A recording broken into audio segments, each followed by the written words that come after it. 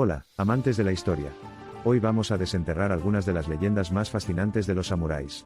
Si te gusta el contenido, no olvides darle like y suscribirte para más videos como este.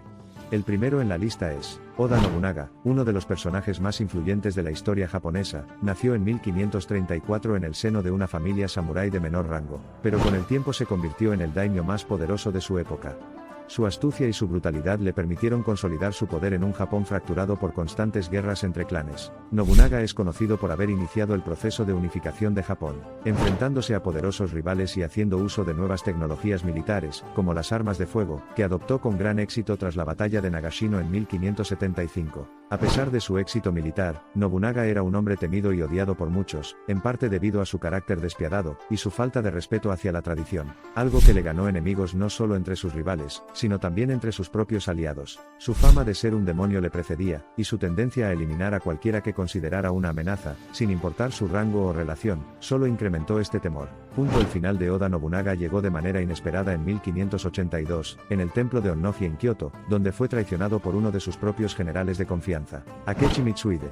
Este acto de traición es uno de los eventos más dramáticos de la historia japonesa. Nobunaga, sorprendido por la emboscada, decidió no ser capturado y eligió el seppuku, el suicidio ritual, para mantener su honor. La muerte de Nobunaga dejó un vacío de poder en Japón, desencadenando más conflictos entre los daimyos que buscaban controlar los territorios que él había unificado. Aunque su vida fue corta, la influencia de Nobunaga perdura, y su figura es recordada como uno de los grandes estrategas y unificadores de Japón. Miyamoto Musashi, nacido en 1584, es considerado uno de los más grandes espadachines de todos los tiempos.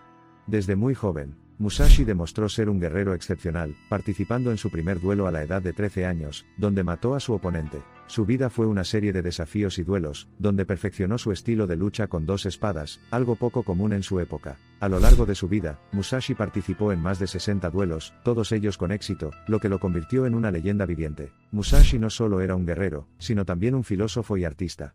Escribió el libro de los 5 anillos, un tratado sobre la estrategia, el combate, y la filosofía, que todavía es estudiado hoy en día por aquellos interesados en las artes marciales y la estrategia. Hacia el final de su vida, Musashi se retiró a una cueva llamada Reigando, donde pasó sus últimos años en contemplación y escritura. Se dice que murió en 1645, posiblemente de cáncer, rodeado de sus discípulos.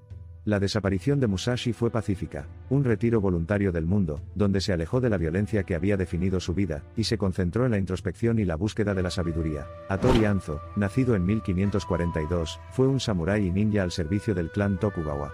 Su fama proviene tanto de su habilidad como guerrero como de su destreza en el espionaje. Hanzo fue instrumental en la protección de Tokugawa Ieyasu, especialmente durante la famosa retirada de Mikawa, donde utilizó sus habilidades ninjas para guiar a Ieyasu y a su familia a través de líneas enemigas. A lo largo de su vida, Hanzo acumuló un gran respeto y lealtad dentro del clan Tokugawa, convirtiéndose en una figura clave en el establecimiento del shogunato Tokugawa. Después de cumplir con su deber en la unificación de Japón, Hanzo desapareció de la vida pública. Existen diversas teorías sobre su desaparición. Algunos sugieren que murió en combate, otros que fue asesinado en una conspiración interna, y algunos más que se retiró a la vida monástica, donde vivió sus últimos años en paz. La falta de registros claros sobre su muerte solo ha aumentado su leyenda, convirtiendo a Hattori Hanzo en un símbolo del poder y la astucia que definieron a los guerreros de la era Sengoku. Takeda Shingen, nacido en 1521, fue uno de los más poderosos daimyos durante el período Sengoku. Apodado el Tigre de Kai, Shingen era conocido por su brillantez estratégica y su liderazgo carismático. Su clan, los Takeda, era temido en todo Japón, y sus enfrentamientos con Uesugi Kenshin, especialmente en la serie de batallas de Kawanakajima, son algunas de las más famosas de la historia japonesa. Shingen, sin embargo, no solo era un guerrero, también era un administrador capaz, que implementó reformas en su territorio para fortalecer su economía y su ejército. La muerte de Takeda Shingen en 1573 es uno de los misterios más discutidos de su tiempo. Aunque algunos creen que murió por una herida de batalla, otros sugieren que sucumbió a una enfermedad, posiblemente tuberculosis. Su muerte fue mantenida en secreto durante varios meses para evitar que sus enemigos se aprovecharan de la debilidad del clan Takeda. Esta estrategia solo retrasó lo inevitable, ya que sin su liderazgo, el clan Takeda perdió su poder, y eventualmente fue derrotado por esta estrategia solo retrasó lo inevitable, ya que sin su liderazgo, el clan Takeda perdió su poder y eventualmente fue derrotado por Oda Nobunaga y Tokugawa Ieyasu. La desaparición de Takeda Shingen marcó el fin de una era, y su legado continúa como uno de los más grandes líderes militares de Japón. Uesugi Kenshin, nacido en 1530, fue un daimyo conocido por su devoción al dios de la guerra, Bishamonten, y por su título como dios de la guerra en la tierra. Kenshin era tanto un guerrero formidable como un hombre de principios, que luchaba no solo por el poder, sino también por lo que él consideraba justo. Su rivalidad con Takeda Shingen se convirtió en leyenda, y sus batallas, especialmente en Kawanakajima, son vistas como ejemplo de la pureza del combate samurái. La vida de Uesugi Kenshin terminó de manera repentina en 1578. Según algunas fuentes, murió de un derrame cerebral, mientras estaba en el baño, pero otras teorías sugieren que fue asesinado por un espía enviado por Takeda Shingen. Su muerte dejó a su clan en una situación precaria, y sin su liderazgo, los Uesugi no pudieron mantener el poder que Kenshin había consolidado. La desaparición de Kenshin es un recordatorio de la fragilidad del poder, y de cómo incluso los más grandes guerreros pueden ser derribados por circunstancias fuera de su control. Tomoe Gozen, una de las pocas mujeres samurái que se destacan en la historia, vivió durante el período de la guerra Genpei, entre los siglos XII y XIII. Como una de las principales guerreras al servicio de Minamoto no Yoshinaka, Tomoe se destacó por su valentía y destreza en la batalla. Se dice que era hermosa y fuerte, capaz de enfrentarse a varios enemigos al mismo tiempo, lo que la convirtió en una figura legendaria tanto en vida como en la posteridad. Después de la derrota de su señor Yoshinaka en la batalla de Awazu en 1184, Tomoe Gozen desapareció de los registros históricos. Existen muchas versiones de lo que pudo haber sucedido con ella.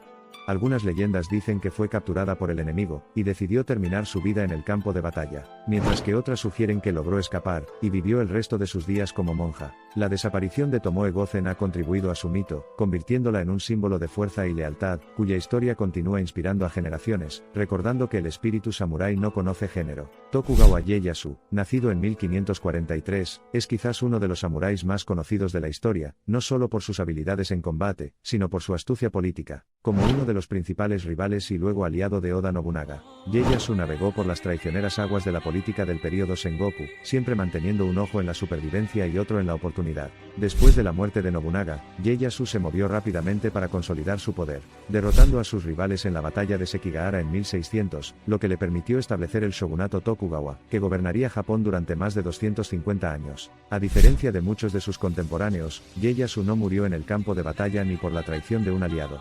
Murió pacíficamente en 1616, habiendo preparado cuidadosamente la sucesión de su familia, y asegurado que el shogunato Tokugawa continuara gobernando.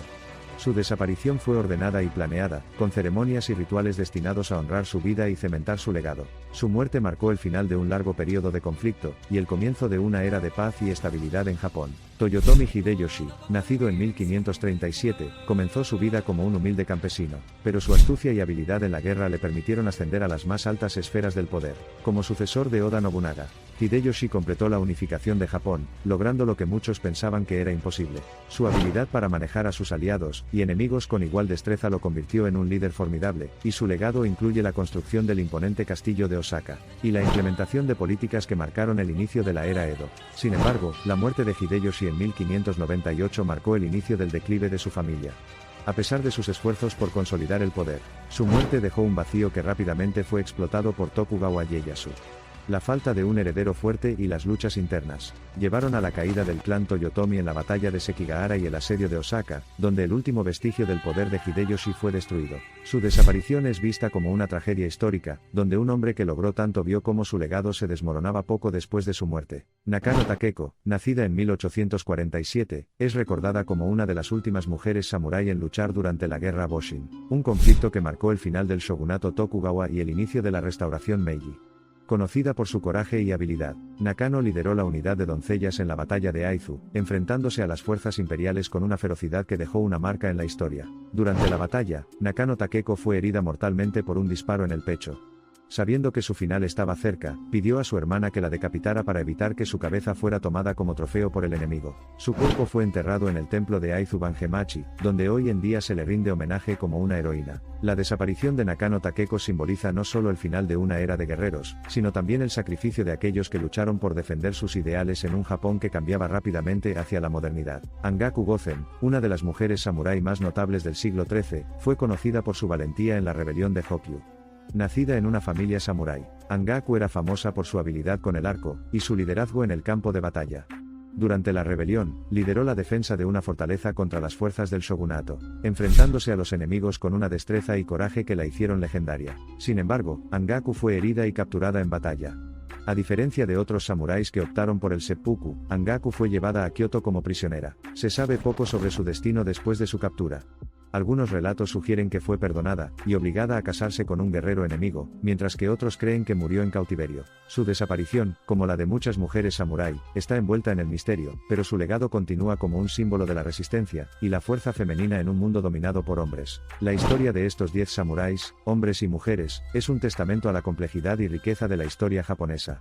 Cada uno de ellos, con sus logros y tragedias, contribuyó de manera única a la formación del Japón moderno. Aunque sus vidas terminaron, sus historias perduran, recordándonos un tiempo en que el honor, la lealtad y la fuerza eran las virtudes más valoradas, y donde la desaparición de un solo guerrero podía cambiar el destino de una nación. Estos samuráis no solo desaparecieron físicamente, sino que sus legados se entrelazaron con la misma esencia de Japón, inmortalizándolos en la memoria colectiva de la humanidad. Gracias por acompañarnos en este viaje por el Japón feudal. Si te gustó el vídeo, no olvides darle un like y suscribirte para explorar juntos más historias épicas. Nos vemos en la próxima aventura.